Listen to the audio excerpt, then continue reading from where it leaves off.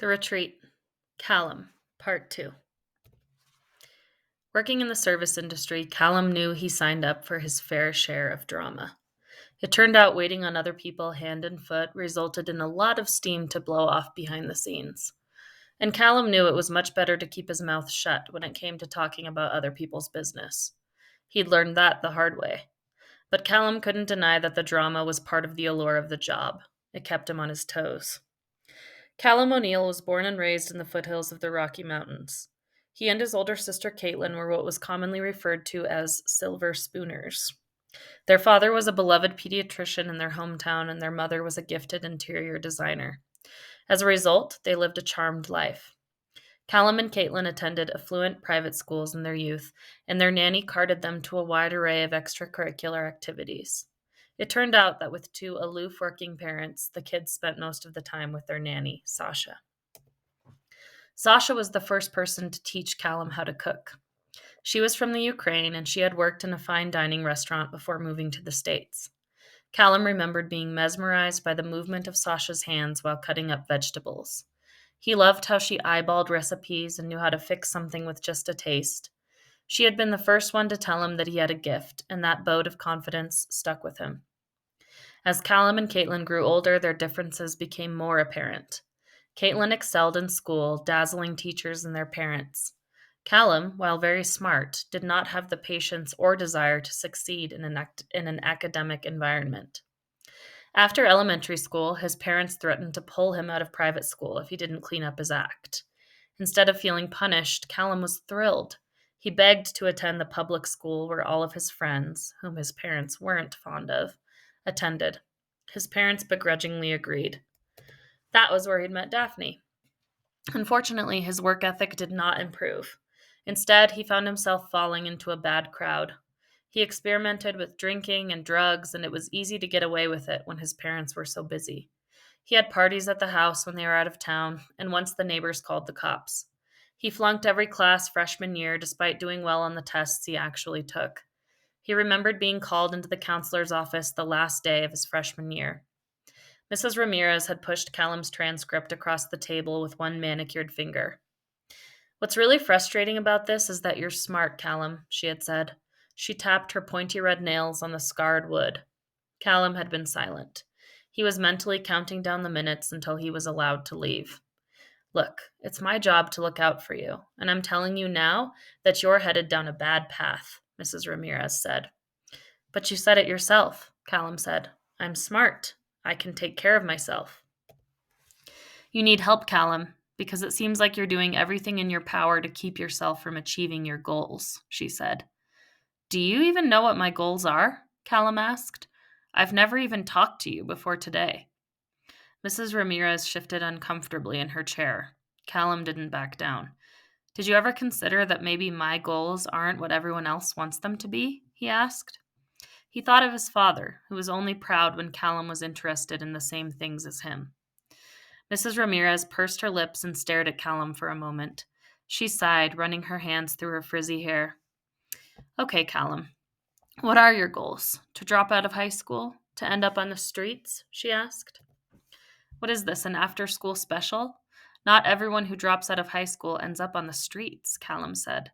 "The odds are stacked against you," she said. "I don't care," Callum shouted.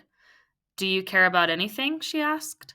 What Mrs. Ramirez didn't know, to Callum's knowledge, was that his parents had just undergone an extremely nasty divorce. It turned out that Callum's father had fallen in love with a patient's mother, one whom he had been seeing discreetly for months. He had fully been planning on ending the affair until she'd gotten pregnant. Callum's mother was obviously devastated. Callum had always had an issue respecting his father. He certainly didn't have any respect for Callum, but this had sealed the deal. His father was dead to him. Caitlin's world was turned upside down. She had always looked up to their parents as a shining example of the perfect marriage. She came into Callum's bedroom late one night after their parents had announced the news. Her presence was rare. Ever since his departure from private school, the distance between Callum and Caitlin had grown deeper and wider. She sat down on the edge of the bed with her arms crossed over her chest. "I can't believe this," she said. "I mean, did you see this coming?" Callum thought, While his parents had always gotten along, they certainly weren't overly showy about their love for one another. Callum could remember very few times seeing them kiss or touch at all in front of their kids. Both of them were absorbed in their own careers, and that seemed to give them much more fulfillment than raising their children or enjoying each other. I don't know. I think mom and dad are workaholics, Callum said, choosing his words carefully. I honestly don't think it's going to be that different for either of them after they're divorced. Not that different? Are you kidding? Dad's going to have another child, Caitlin said. We're going to have another sibling. As far as I'm concerned, he can go and start a new life. I don't want any part of it. Good riddance, Callum said. That's harsh, Callum, Caitlin said. What's harsh is the fact that there's going to be another kid who has to live up to impossible standards. What's really harsh is the fact that I doubt he's going to change. Dad is married to his job, and that will always come first for him. I pity his new family, Callum said bitterly. Callum thought of this as he sat in the school counseling office across from Mrs. Ramirez. I care about falling in love, he said, and he was surprised by how much he meant it. Mrs. Ramirez had rolled her eyes and all but given up hope on him. But Callum held on to that. He also held on to his conviction that he would not become a statistic. He did, indeed, drop out of school before his junior year, much to Daphne's chagrin. His father had moved out by then, and his mother had thrown herself even further into her work following the divorce. She barely even noticed him. He took classes to get his GED, and Daphne helped him study. He got his first job as a dishwasher at a restaurant in Denver the summer before he turned 17. He instantly fell in love with the restaurant scene. He worked his way up to being on the line, and eventually he made enough money to move out of the house. He vowed that he would never rely on his parents' money to get him through.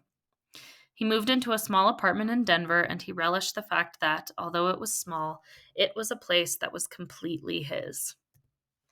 He still kept his dream of falling in love close to his chest. He dated various women in the service industry throughout the rest of his teens and through his early 20s. It was a constant revolving door of young, cute, emotionally unavailable girls. So many of them came and went, moving on to their next adventure, each grander and more far-fetched than the last. Callum kept telling himself that when he met the right girl, he'd know right away.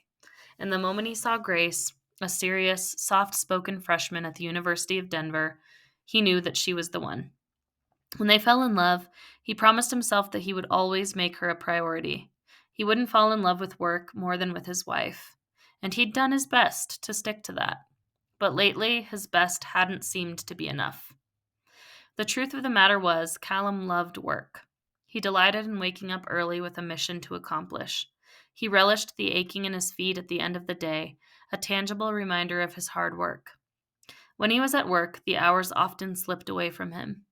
He ended up staying longer than anticipated most days, and he knew that it wore on Grace. Her annoyance had only grown after having the twins, and Callum couldn't say that he blamed her. He tried his best to balance the two loves of his life, but he couldn't help but realize that he found it easier to sympathize with his parents these days. The one difference was this: Callum had no desire to stray outside of his marriage. Grace was, without a doubt, the love of his life. She was the constant in his world of chaos. He promised himself that he was going to make an effort to take her out soon, just the two of them. How long it had been since they'd done that? He tried to be such a hands-on father with his girls that, even when he was home, his relationship with Grace often fell to the wayside. He peered through the round window on the door separating the kitchen from the front of the house. He saw Daphne and Lacey, his two work wives, poring over Daphne's event binder at the counter. He silently thanked the universe for the two of them. Daphne, although sometimes grumpy and melodramatic, was the best events manager he could ask for. He thanked his lucky stars every day that, despite getting a highly respected degree, she had chosen to work for him.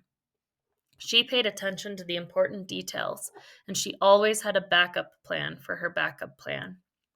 While she wouldn't win any awards for overt friendliness, clients appreciated her professionalism. Callum also loved the familiarity of Daphne. He didn't need to sugarcoat things for her. He could be fully and completely honest. While he would never admit this to Caitlin, Daphne was more of a sister to him than she had ever been. And then there was Lacey. Lacey made up for Daphne's iciness tenfold. Her smile lit up a room, and she was excellent at relating with the customers. She hustled like no other, and she did a great job training the new servers. She was consistently mentioned by name in the online reviews of the retreat, and Callum knew that Lacey herself was a particular draw of the restaurant. He would be kidding himself if he didn't admit that Lacey was magnetic. She was beautiful, kind, and driven. And she was also, much to Callum's chagrin, hopelessly in love with him. Callum was obviously flattered, but he reminded himself often he was not and never would be a cheater. He did his best to keep their relationship platonic, but he knew that Grace felt threatened by her close proximity. Grace was particularly self-conscious since having the twins. Callum wished she could understand that he loved her even more than he ever did. Lacey was young and in her prime, but Callum knew and loved every curve and plane of Grace's body. And better yet, he knew her soul like it was his own. He shook his head, returning his focus to the task at hand. Today was their first real event of the season. Bridal showers were usually pretty easy on his end. It was almost always a brunch buffet, and the girls usually spent more time drinking mimosas and socializing than they did actually eating. They could be hit or miss for the front of the house. Daphne and Lacey had told him some horrifying stories about bridezillas and inappropriate in-laws over the years. Daphne walked back into the kitchen with a stony look on her face. Callum bristled. "Uh-oh, what is it, Chief?" he asked. "Hope you're ready for this one," she said. "I just got off the phone with her lovely bride-to-be," Daphne said. "She got wind of the menu and has decided to go totally rogue. She demanded we switch to a fully vegan menu." "Vegan?" Callum asked. "Something about bloating. She's trying to fit into her wedding dress. So my question is, why didn't she buy one in her goddamn size?" Daphne ran her hands through her hair. "It's 2 hours before the damn event. I can't believe people sometimes." Callum took a deep breath. He could easily get frustrated and match Daphne's negative energy. He really couldn't believe people sometimes either. But this was the first event of the season. Call it superstition or paranoia, but Callum believed the first event set the tone for all of the others. He would not let this bride rain on his parade. "It's okay. We'll figure it out," he said.